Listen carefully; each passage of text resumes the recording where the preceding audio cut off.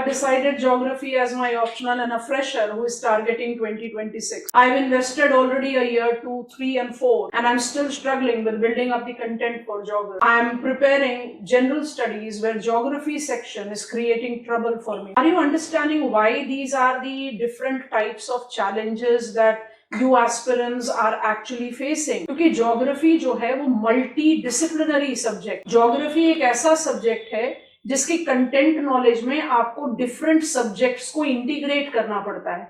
और सबसे इंपॉर्टेंट बात है कि ज्योग्राफी की स्टडी में रिक्वायरमेंट होती है आपके आसपास होने वाली सारी चीजों को इनकलकेट करने की। वो कैपेसिटी चाहिए कि कोई चीज आपने पढ़ी, वो पढ़ तो ली, आपको समझ तो आ गया कि ये हो रहा है मेरे आसपास, it's going around in the areas around me or in world or anywhere, but how to inculcate that with your content?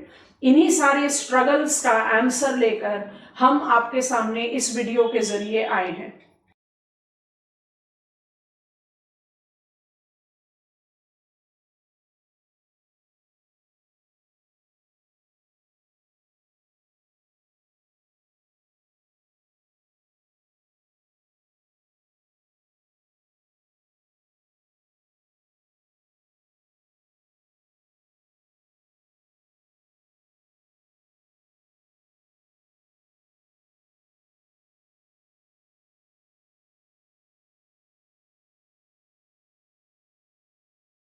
YouTube पर live sessions and YouTube पर videos. Which type of videos are these?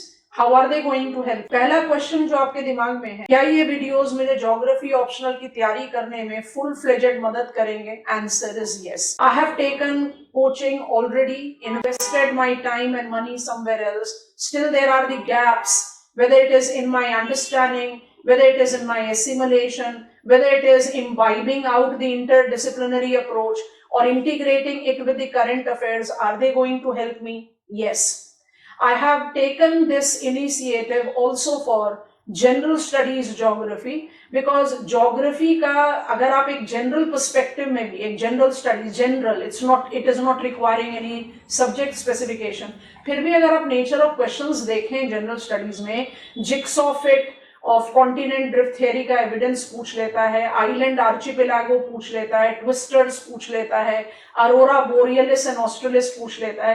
कहीं ना कहीं कुछ level of at least what is mention in NCERT, उस level का content specification बहुत जरूरी चाहिए। These sessions which are right there on YouTube and will continue further is going to help all the students out there जिनका optional भी है geography या जो सिर्फ जनरल स्टडीज पर्पस से इसको प्रिपेयर करना चाहते हैं।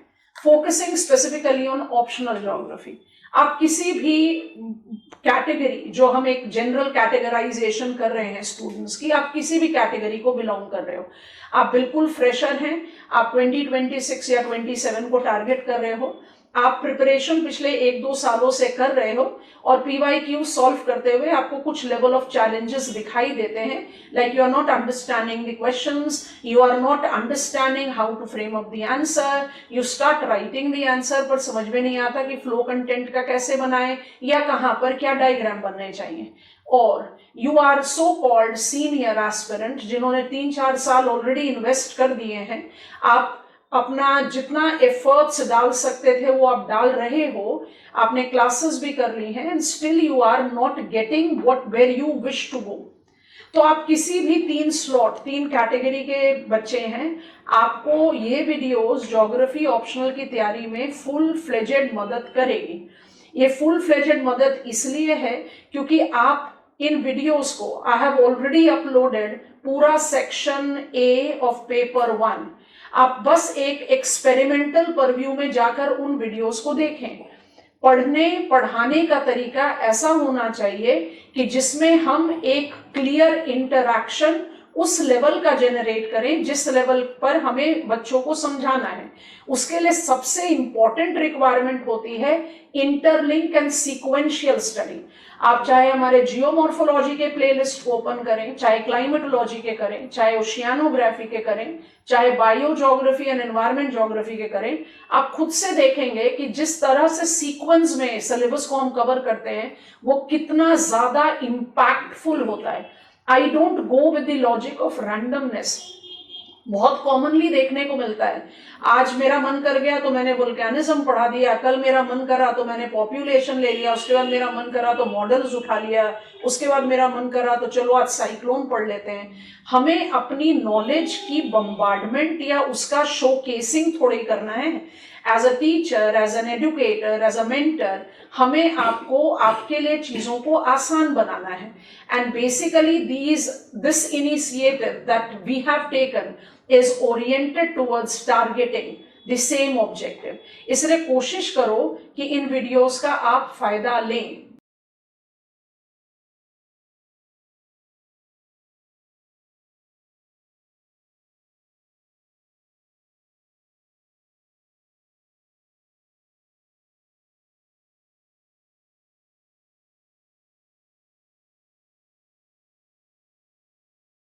Direction IAS have been established name when it comes to UPSC geography optional preparation. Carrying forward that legacy of some 20 plus years, why I have taken this initiative, why there is the reason for me to start giving you all the lectures online on YouTube. It is for multiple reasons, आप हम कई बार बच्चों से मिलते हैं जो अब दोबारा कोचिंग करना, हम अपने पास भी उन बच्चों को अलाउ नहीं करते हैं जो एक बार हमारे साथ कोचिंग कर चुके हैं कि वो दोबारा कोचिंग करें। बिकॉज हमारा कहीं ना कहीं ये पॉइंट बन गया है that more we invest more the result will come in. ऐसा नहीं है, इन्वेस्टमेंट ऑफ मनी रिजल्ट नहीं देता। इस एग्जामिनेशन के लिए जुनून चाहिए, इस एग्जामिनेशन के लिए पैशन चाहिए। वो पैशन आप लोग जरूर दिखाते हो when it is rushing to take admission, when it is rushing to get into the class for 1 week or 1 month। उसके बाद आप क्या करते हैं, आप अपने एंथुजियाज्म को मेंटेन नहीं कर पाते। जब तक यूपीएससी कन्वेंशनल फ्रेम पर ही क्वेश्चंस बनाएगी, आपको कन्वेंशनल फ्रेम पर ही तैयारी करनी पड़ेगी।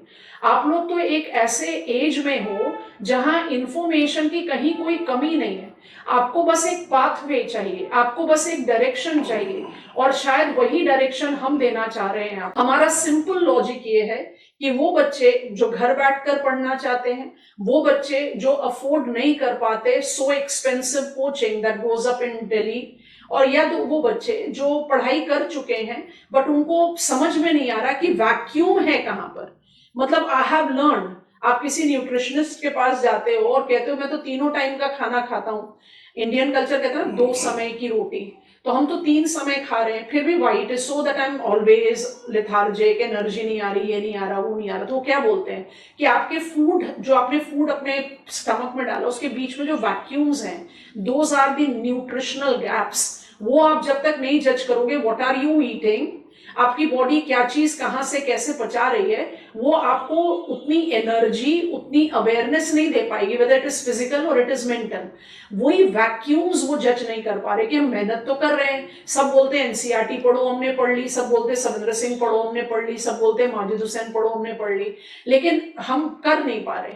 तो उन सारे बच्चों के लिए ये बेसिकली अ गेम चेंजर है। हमारा सिंपल सा लॉजिक ये है कि I want to extend the helping hand. मत भागो कहीं, no need to spend your money, but you need to spend your time, your energy. एक बार आप इसको फॉलो करें, आपको डिफरेंस दिखाई देने लगेगा। ज्योग्राफी ऑप्शनल की क्या पूरी क्लासेस ऑनलाइन आएंगी? Only for the students who are subscribers of my YouTube channel.